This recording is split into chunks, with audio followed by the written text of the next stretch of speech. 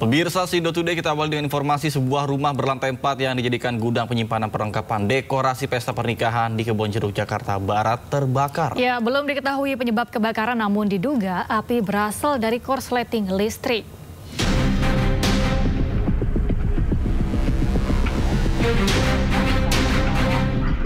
Kepulan asap hitam pekat disertai kobaran api membakar sebuah rumah berlantai 4 yang dijadikan sebagai gudang penyimpanan perlengkapan dekorasi pesta pernikahan di Jalan Ratu Mawar, Duri Kepah, Kebonjeruk, Jakarta Barat, Sabtu siang.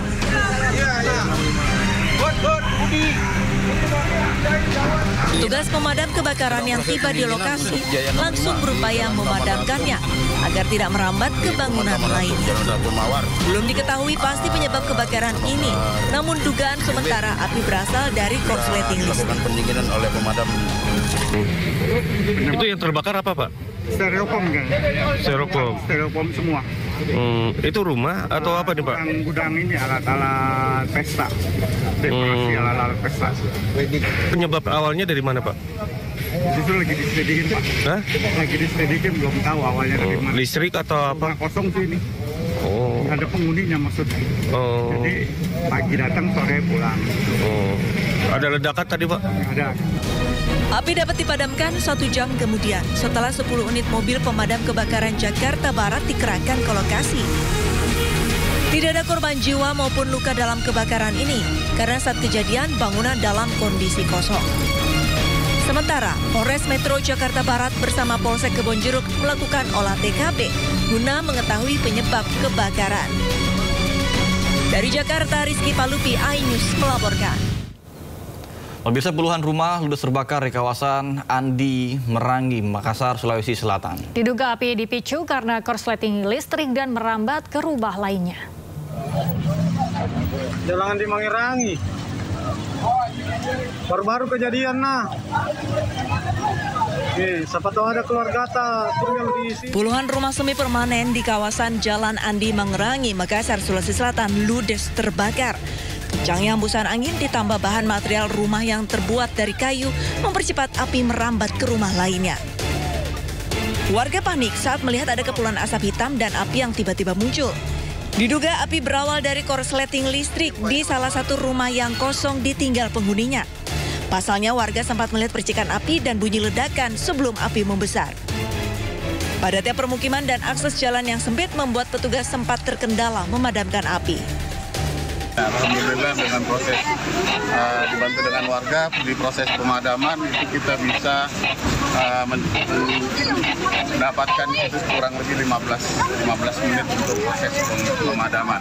Dan sekarang ini masih dalam proses pendinginan, saya kira masih butuh 4-5 mobil tangki lagi. Sementara dalam proses pendinginannya. Jadi untuk alhamdulillah sampai sekarang ini kita tidak dapatkan korban jiwa. Setelah petugas tiba di lokasi, 30 menit kemudian api berhasil dipadamkan. Besarnya api membuat petugas mengerahkan 18 unit mobil pemadam kebakaran. Saat ini petugas masih mendata jumlah rumah yang terbakar.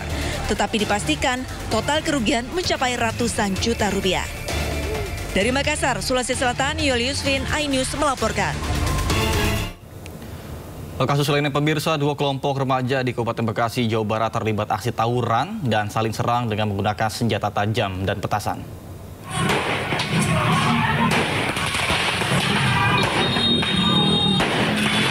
Dengan bersenjatakan celurit panjang dan petasan, 2 kelompok remaja saling serang di Jalan Muara Tengah, Desa Sukatenang, Kabupaten Bekasi. Diduga para remaja tersebut sudah berjanjian melalui media sosial. Tawuran 2 kelompok remaja terhenti setelah sekelompok remaja melarikan diri ke dalam permukiman warga. Sementara menurut keterangan warga, aksi tawuran ini sudah sering terjadi. Warga berharap polisi memperketat patroli di kawasan ini.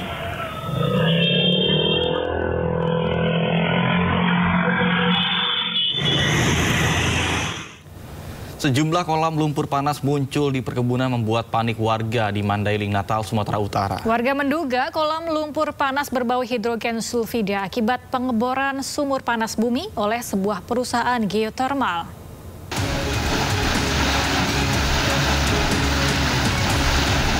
Sejumlah kolam lumpur panas bermunculan di areal perkebunan warga Desa Robunan Dolok, Mandailing Natal, Sumatera Utara. Kemunculan lumpur berbau gas H2S atau hidrogen sulfida membuat warga resah karena khawatir semburan membesar dan areal yang terdampak meluas. Kemunculan kolam lumpur panas yang berbau menyengat ini juga telah membuat areal perkebunan warga rusak dan tak bisa digunakan lagi. Lahan pertanian nggak bisa lagi ditanami, banyak parit yang mati. Ada di sana juga titik di persawahan masyarakat. Nah, yang paling parah Pak ini, air itu. Warga menduga kemunculan kolam lumpur panas ini merupakan dampak pengeboran sumur panas bumi yang dilakukan PT Sorik Marapi Geothermal atau SMGP. Namun saat dikonfirmasi, pihak perusahaan membantah hal tersebut. Menurut PT SMGP, lokasi pengeboran sumur yang berada di Desa Robunan Dolok telah lama ditutup dan tak dilanjutkan pengerjaannya. Kemunculan kolam lumpur panas di perkebunan warga tersebut merupakan fenomena alam yang akan berhenti sendiri menyesuaikan kemampuan tekanan di dasar bumi. Apakah kegiatan di PT berhubungan dengan timbulnya manifestasi di PT? Nah, ini juga satu hal yang menarik karena sumur di PT ada dua, dia tidak punya permeability. Kita coba untuk melakukan intervensi tahun 2001, terus kemudian kita coba flow, nggak bisa flow. Artinya apa? Dia tidak connect dengan reservoir panas bumi yang kemungkinan kita pikir ada di wilayah Roburan. Meski telah meninjau bersama pihak terkait, namun demi keamanan warga, pihak perusahaan akan kembali mengecek bersama Kementerian ESDM. Dari Mandailing Natal, Sumatera Utara, Ahmad Hussein Lubis, iNews melaporkan. Pemirsa, lengah saat bermain, seorang bocah tewas terjatuh ke sumur tua di Tagamus, Lampung. Ya, proses evakuasi korban dari sumur sedalam 20 meter berlangsung dramatis dan penuh haru.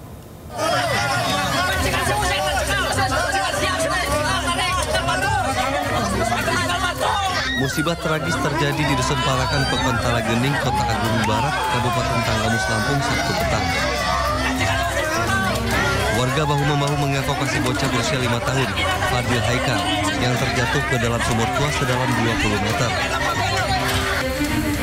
Setelah 1 jam upaya penyelamatan berjalan, Fadil akhirnya berhasil dievakuasi dari dalam sumur. Namun korban telah meninggal dunia. Kepala Desa Pekontala Gening mengatakan sebelum terjatuh ke dalam sumur, korban asyik bermain bersama 2 temannya. Ya, anak-anak main karena sumur itu ada di belakang, sumur itu tertutup, tapi tertutup kayu. Karena sudah lapuk kayu itu, rupanya anak-anak loncat-loncat di atas sumur itu. Jatuh karena lapuknya kayu itu. Usai identifikasi jenazah dan olah TKP, pihak kepolisian memasang garis polisi di sekitar sumur. Dari Tagamus, Lampung, Indra Siregar, iNews melaporkan.